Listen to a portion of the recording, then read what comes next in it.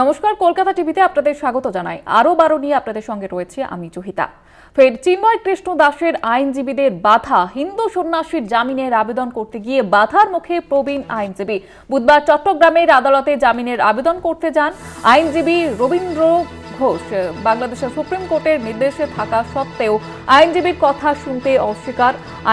কথা শুনতে অস্বীকার করেন চট্টগ্রাম আদালত এবং চট্টগ্রাম মেট্রোপলিটন সেশনস জজ মোহাম্মদ সাইফুল ইসলামের মন্তব্য, রবীন্দ্র ঘোষের সঠিক পাওয়ার অফ অ্যাটর্নি নেই, এই কারণে দেখিয়েই তিনি আইনজীবীর বক্তব্য শুনতে রাজি হননি।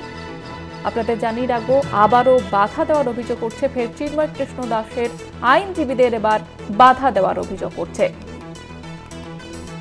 আমাদের সঙ্গে টেলিফোন লাইনে রয়েছেন আমাদের পলিটিক্যাল এডিটর আশিস চট্টোপাধ্যায়। আশিস দা, ঠিক কি জানা যাচ্ছে এই বিষয়ে, কেন বাধা দেওয়া হচ্ছে?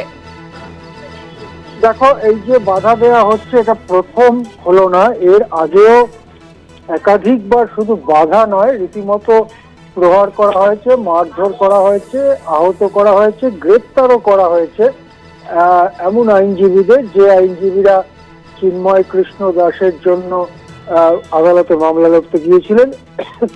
এই যে ঘটনাটা আমাদের সামনে রয়েছে, তাতে সুপ্রিম কোর্টের, বাংলাদেশের সুপ্রিম কোর্টের একজন আইনজীবী, তার নাম রবীন্দ্র ঘোষ, তিনি চট্টগ্রাম আদালতে যান একজন সিনিয়র, তিনি সেই সিনিয়রকে ডাকায় তিনি রবীন্দ্র ঘোষ তিনি যান চট্টগ্রামের আদালতে এবং মামলা লড়ার চেষ্টা করলে প্রায় অন্যায্য একটা কথা তাকে বলা হয় যে আপনার এখানে মামলা লড়ার অধিকার নেই বা আপনার পাওয়ার অফ অ্যাটর্নি নেই ইত্যাদি।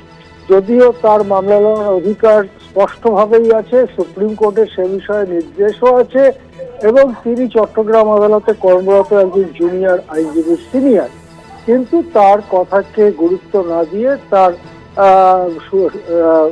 আদালতে সওয়ালের সব প্রচেষ্টাকেই বাধা দিয়ে দেওয়া হয়।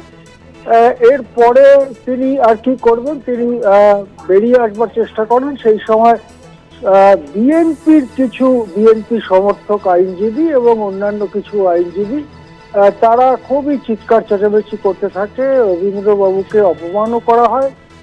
রবীন্দ্রবাবু যখন আদালত কক্ষ থেকে বেরিয়ে আসবার চেষ্টা করেন, তাকে মারধর করা হয়, হেনস্থা করা হয় এবং শেষ পর্যন্ত তিনি কিছুটা অপমানিত হয়ে, মানে বেশ খানিকটা অপমানিত হয়ে মারধর খেয়ে আদালত চত্বর থেকে বেরিয়ে আসেন। এটা হয়েছে চট্টগ্রাম মেট্রোপলিটন সেশনস আদালতে এবং এই ঘটনার পরে আরো স্পষ্ট হয়ে গেল যে চিন্ময় দাসের জামিনের কোনো রকম শুনানি বা সওয়াল তারা করতে দেবেন না আদালতে এবং চিন্ময় দাসকে অনির্দিষ্টকালের জন্যই তারা প্রায় বিনা বিচারে জেলের মধ্যে আটক রাখবেন।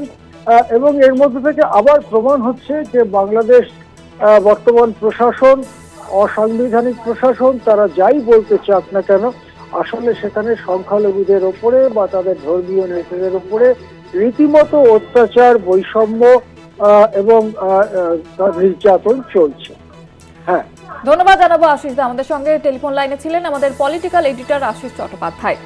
ফের চিন্ময় কৃষ্ণ দাসের আইনজীবীদের বাধা দেওয়ার অভিযোগ উঠছে। হিন্দু সন্ন্যাসীর জামিনের আবেদন করতে গিয়ে এবার বাধার মুখে প্রবীণ আইনজীবী।